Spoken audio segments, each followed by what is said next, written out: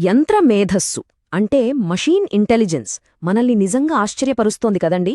అది మనతో మాట్లాడుతోంది, కొత్త కొత్తవి సృష్టిస్తోంది, ప్లాన్స్ కూడా వేస్తోంది. ఇంతకీ ఈ తెలివితేటల వెనుక అసలు ఏం జరుగుతోంది? మనం చూస్తున్నది నిజమైన ఆలోచన లేక మరేదైనా ఉందా? పదండి ఈ ప్రశ్నకు సమాధానం వెతుకుదాం. మీకెప్పుడైనా ఒక ఏఐ చాట్బోట్తో మాట్లాడుతూ అరే ఇది అచ్చం మనిషిలాగే మాట్లాడుతోందే అని అనిపించిందా? చాలామందికి అలాగే అనిపిస్తుంది. అసలీ మెషీన్లకు ఇంత సహజంగా మనిషిలా ప్రవర్తించడం ఎలా సాధ్యమవుతోంది? ఉదాహరణకు అవి చాలా అందంగా కవిత్వం రాయగలవు, పదాలతో ఆడుకుంటూ ఎమోషన్స్ కూడా ఎక్స్ప్రెస్ చేస్తాయి. నిజానికి ఇది మనుషులకు మాత్రమే సాధ్యమనుకునేవాళ్లం కదా.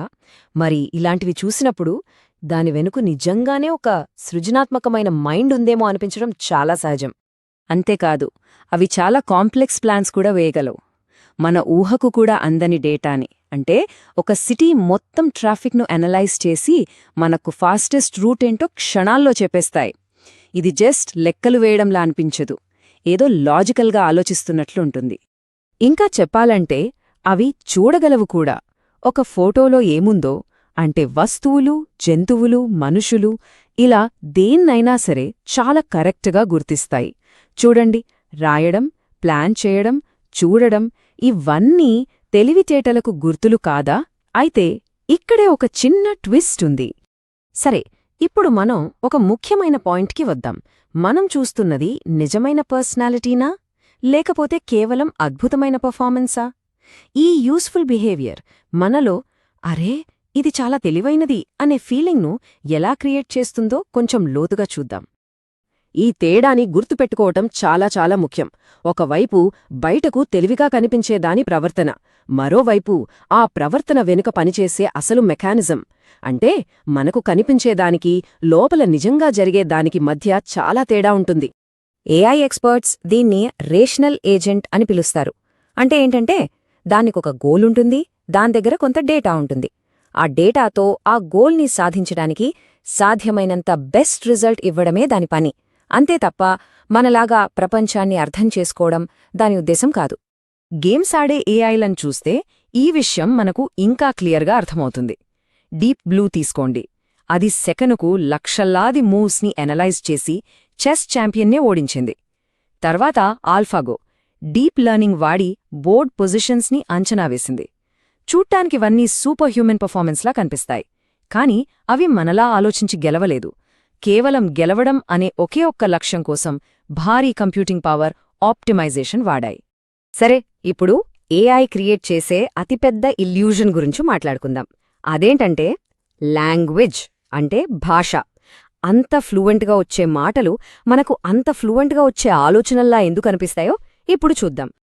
ఈ లార్జ్ లాంగ్వేజ్ మోడల్స్ అంటే ఎల్ఎల్ఎమ్స్ ఎలా పనిచేస్తాయో ఒక చిన్న ఎగ్జాంపుల్తో చూద్దాం. స్క్రీన్ మీద ఈ వాక్యం చూడండి. గుర్తుంచుకోవలసిన ముఖ్యమైన విషయం ఏమిటంటే, ఇప్పుడు చెప్పండి, దీని తర్వాత ఏ పదం రావచ్చు? ఒక ఎల్ఎల్ఎం చేసేది సరిగ్గా ఇదే. అది ఇంటర్నెట్లోని కోట్లాది పుస్తకాలు, ఆర్టికల్స్ అన్నీ చదివేసింది. సో ఆ డేటా ఆధారంగా ఇచ్చిన పదాల తర్వాత ఏ పదం వస్తే బాగుంటుంది, దేనికి ఎక్కువ ప్రాబబిలిటీ ఉంది అని లెక్కేస్తుంది. ఫైనల్గా మోస్ట్ లైక్లీ పదాన్ని సెలెక్ట్ చేసి మన ముందు పెడుతుంది. ఇది ఆలోచన కాదు, ఇది కేవలం ఒక అద్భుతమైన స్టాటిస్టికల్ ప్రిడిక్షన్ అంతే.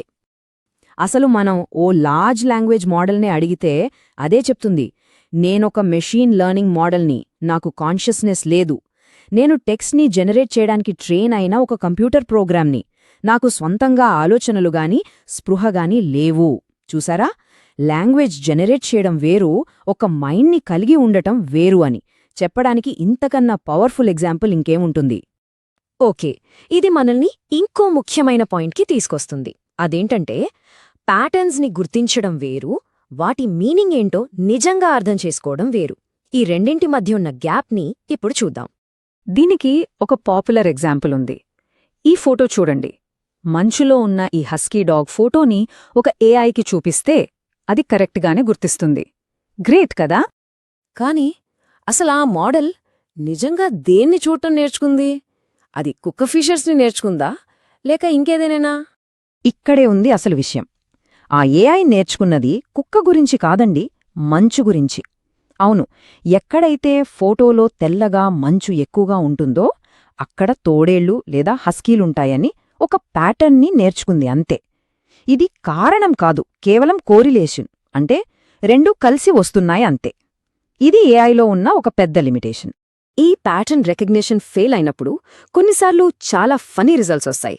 వీటినే హాలుసినేషన్స్ అంటారు. ఉదాహరణకు, పిజ్జా మీద గ్లూ వేసుకోమని చెప్పడం, జియాలజిస్టులు రోజుకో రాయి తినాలని సలహా ఇవ్వడం, లేదా నో పార్కింగ్ సైన్ని చూసి దాన్ని ఫ్రిడ్జ్ అని చెప్పడం. అంటే వీటన్నిటిని బట్టి మనకి ఏమర్థమవుతోంది? దానికి రియల్ వరల్డ్ కామన్ సెన్స్ అనేది లేదని. ఓకే, ఇదంతా చూశాక మనకొక క్వశ్చన్ రావచ్చు. మరి మనం ఈ మెషీన్ ఇంటెలిజెన్స్ గురించి ఎలా ఆలోచించాలి? దాన్ని కరెక్ట్గా అర్థం చేసుకోవడానికి ఒక క్లియర్ ఫ్రేమ్వర్క్ ఉంది. సో మనం అనుకునేదానికి అసలు జరిగేదానికి ఉన్న తేడాని సరిగ్గా చూద్దాం. మనం అది ఒక కాన్సెప్ట్ని అర్థం చేసుకుంది అనుకుంటాం, కాని నిజానికి అది ఒక ప్యాటర్న్ని మాస్టర్ చేసింది.